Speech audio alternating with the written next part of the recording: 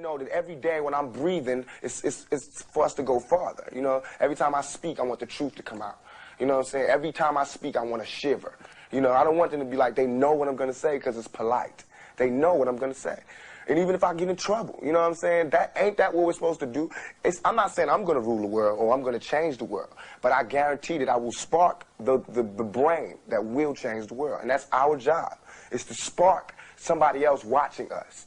We might not be the ones, but let's not be selfish, and because we're not going to change the world, let's not talk about how we should change it. I don't know how to change it, but I know if I keep talking about how dirty it is out here, somebody's going to clean it up.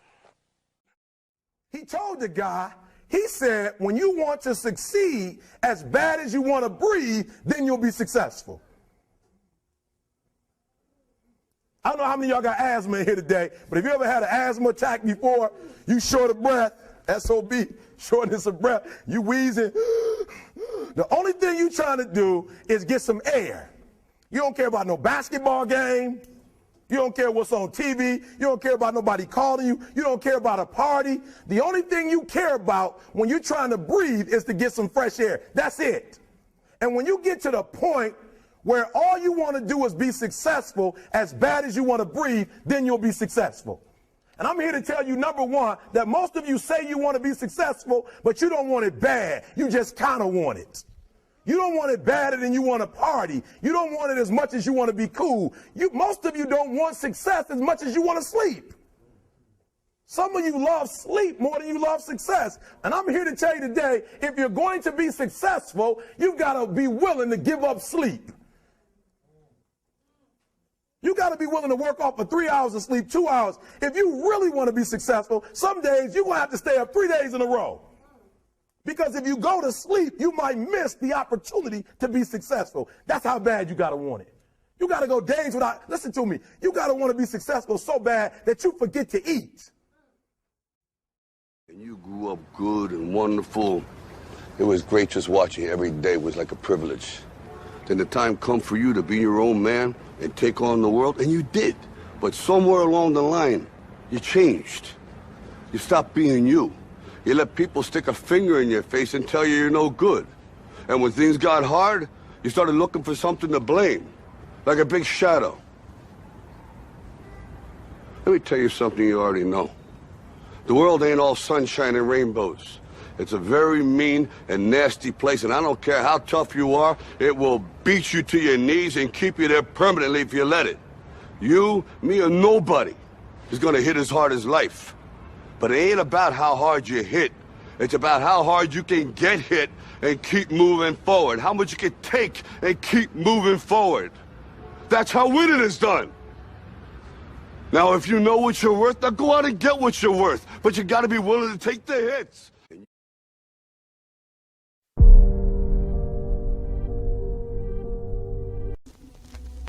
Pain is inevitable. How many of you know whether you're rich or poor, you can't avoid pain? Doesn't matter what nationality you are, you will have pain. Doesn't matter how old you are, doesn't matter how many cars you've got, you will have pain. No one can escape pain, but we can learn how to manage pain. Because pain is inevitable, but misery is optional. When life gets on top of you and you feel like it's all becoming too much, it's easy to let things spiral out of control. That place where you feel like the weight of the world is on your shoulders. Things don't go your way, that promotion at work you don't get, you don't make the team, your business is struggling, the bills are piling up. When this happens, the easy thing to do is just to roll over, to lie there and let life treat you like a little bitch, to hold your hands up and say, this is just the way life is. This is just what happens to me. These moments in life are always going to be there. Don't think for 1 second there comes a stage in your life where this doesn't happen. But what you've got to start to do is to take back control of your life. Stop being a victim. Stop letting life push you around and start fighting back. Because the minute you tell yourself that you control this is the minute you can start to change it. It all starts the moment you take responsibility and say to yourself, I can make out of this life what the f*** I want, and no one and nothing is going to shape my destiny but me. You got to stare all that shit in the face and say, you can't beat me, I'm too strong. It ain't going to be easy. Most of the time you're going to feel like there's no way out. that you can't do it. But listen to me when I say there is always hope. But you have to take control, attack it head on. Because as soon as you do this, just once, just like a muscle lifting weights, you become stronger. You become comfortable being uncomfortable. And before you know it, you become fucking untouchable from all that external bullshit that on a daily basis pops up to kick you in the teeth. You become a machine, and nothing on the outside can affect you because your mind is trained to beat it down. Never run, always fight.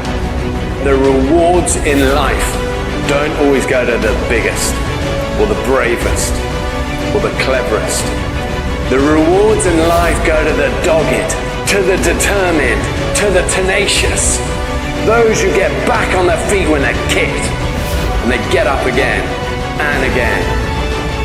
The rewards go to those who understand what it means to never give up.